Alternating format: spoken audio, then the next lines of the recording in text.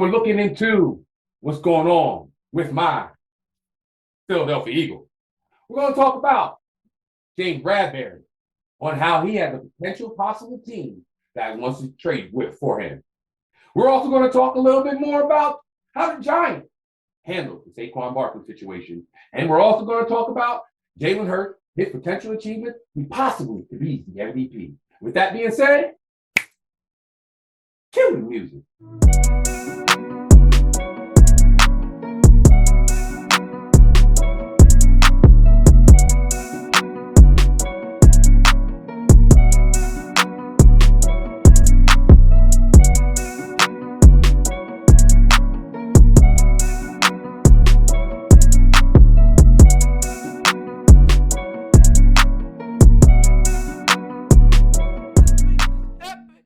Welcome to the Skybox, where we give our epic perspective in an imperfect sports world. Now, let me introduce you to the coldest panel in the game.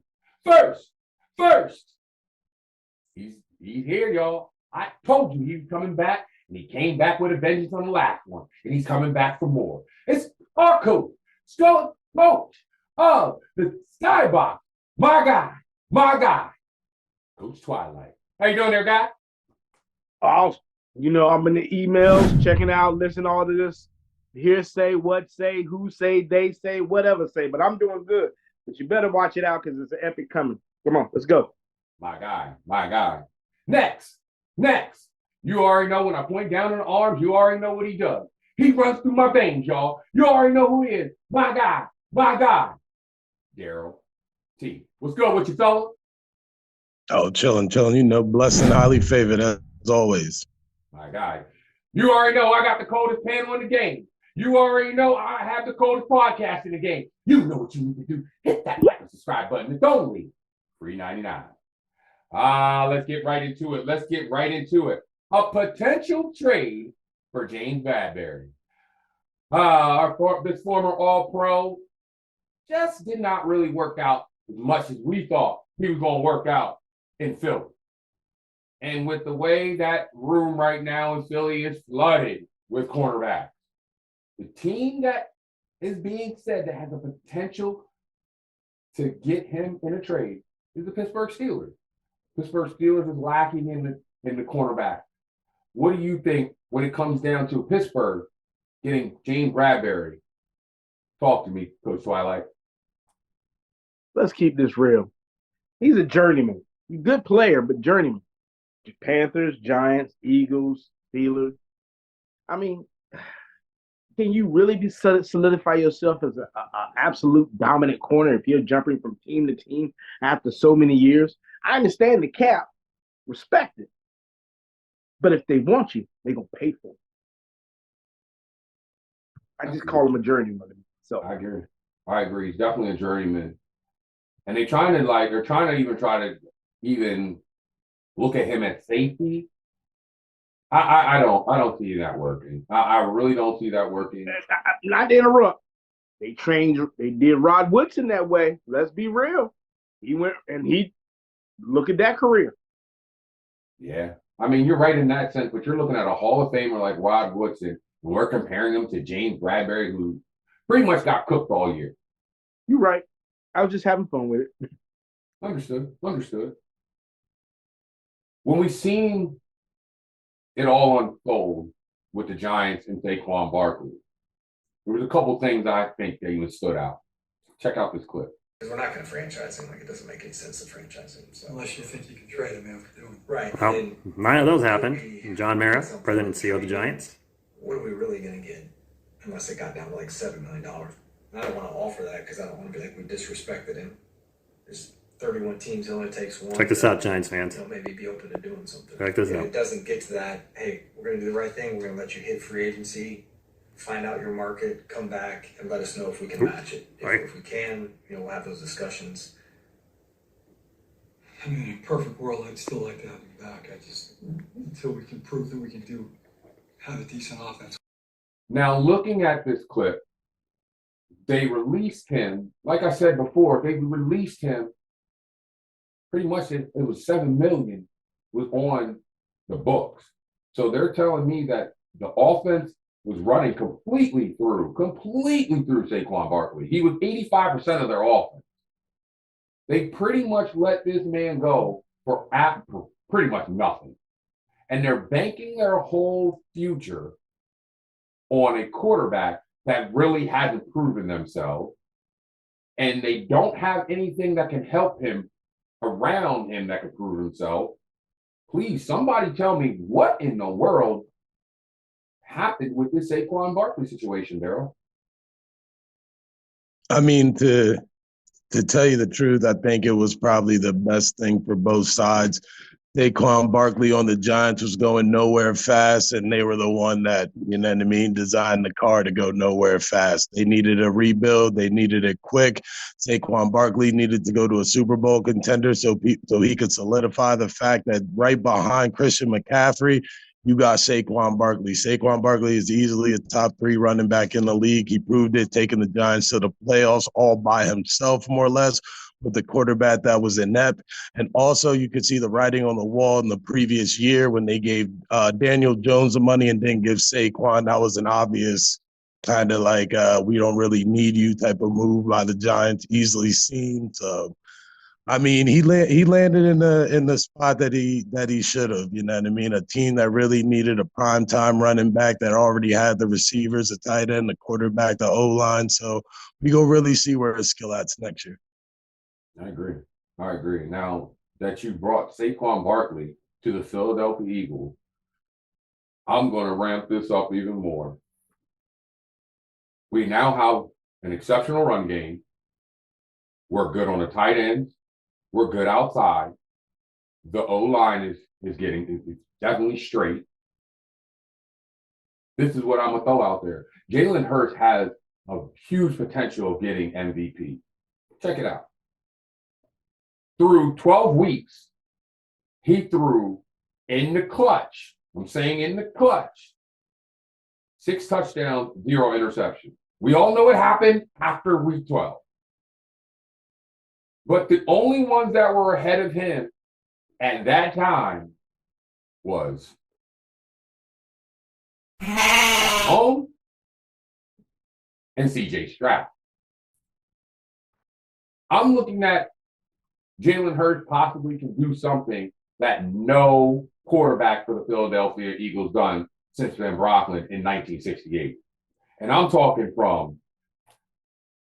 McNabb in 2000.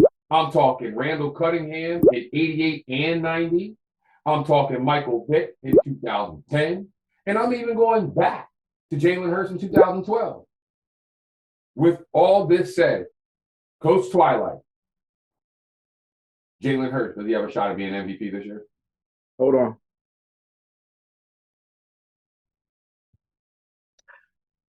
In retrospect, I had to consult with the football gods because this is very, very light ice we're treading on. To say a Philadelphia Eagle MVP is like telling Jerry Jones not to try to sell the Cowboys. It's possible. It's possible. It's possible with the right amount of money. But to say Jalen Hurts the MVP, I can see that. I can see that with the right offense, with the right offensive mindset, and with the talent around him. There shouldn't be nothing in his way, to be honest. And I'm not an Eagles fan.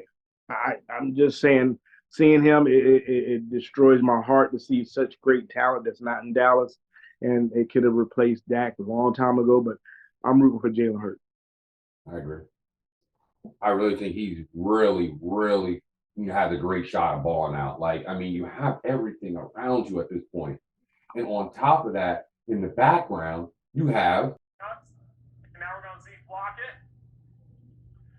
Okay, great example. What's this nickel doing? He's challenged, right? This is a never-ending challenge, okay? Do I travel with the motion? Do I not? He kind of gets stuck in between. He's not really sure what to do. Okay, they're one short. And we throw the deep over. Okay, in the second level, the backer level. Let's talk about Kellen Moore. Kellen Moore has with his offense. I really feel that this offense is going to open up. Why? Well, guess who they're putting in motion now? They're putting Devontae Smith in motion. You put Devontae Smith in motion, it's going to open up so many options. With Kellen Moore being the offensive play caller, can you not tell me that this offense could go to a whole different degree? Am I right, Daryl? I mean, if you take away that lackluster Chargers year with a kind of mediocre slash average type quarterback, and you include the years Time out. You're telling me Justin Herbert is just an average quarterback? I mean, I'd say B minus at best. You know what I mean? I think he gets put on a pedestal by the media. I think him and Trevor Lawrence kind of at this point are kind of same level. We got to see something a little bit more from him. The reason why when you said Justin Herbert, I want you to break this down. Justin Herbert didn't have his top two receivers, didn't even have his running back. It was him with me, you, and Coach Twilight. Go. I'm getting 2,300 yards. I'm rushing. I'm good. I'm a camel on this. But here's the thing. Every quarterback guys, they have to be rated on the same type of, like when Jalen Hurts in his rookie year, when they lost to Tampa Bay in the playoffs, they didn't give him excuses, and Jalen didn't give himself excuses. Dak might have been second in MVP last year, but the year before, the last thing that you predicted this coming season was he'd be second in MVP because he looked trash.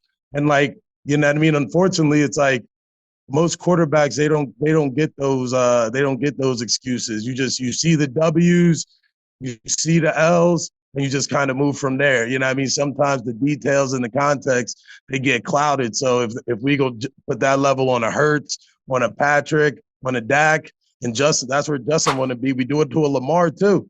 So we got to do it to Justin too. 0-1 in the playoffs, never won a playoff game. That means something.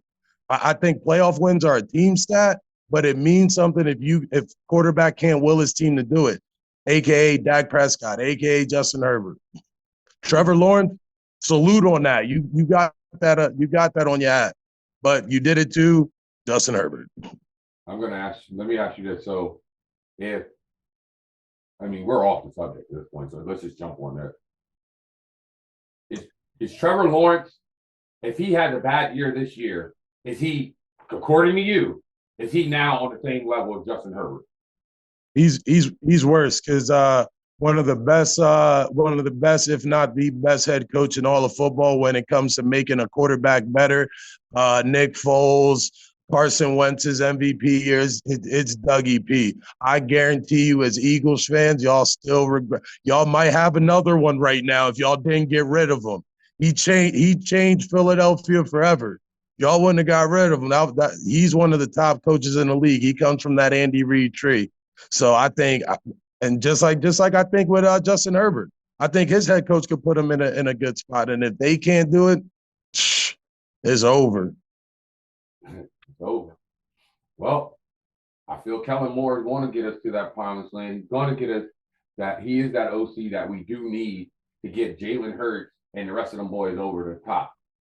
But with that being said, I want to thank you for watching the Skybox exclusively on YouTube. If you have any thoughts, questions, or concerns, email us at the number one Skybox at gmail.com. It's the coldest panel in the game. It's the coldest podcast in the game. It's me, Michael C., the source of life, over the mic. I got the cold Twilight. I got Daryl King. And I got these last four words for you. You already know what you need to do. Now let's make it happen.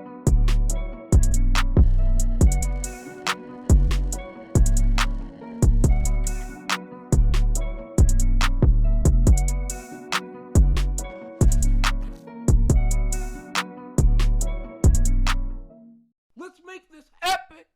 You like this video? Check out who we think is going to win the NFC East this year.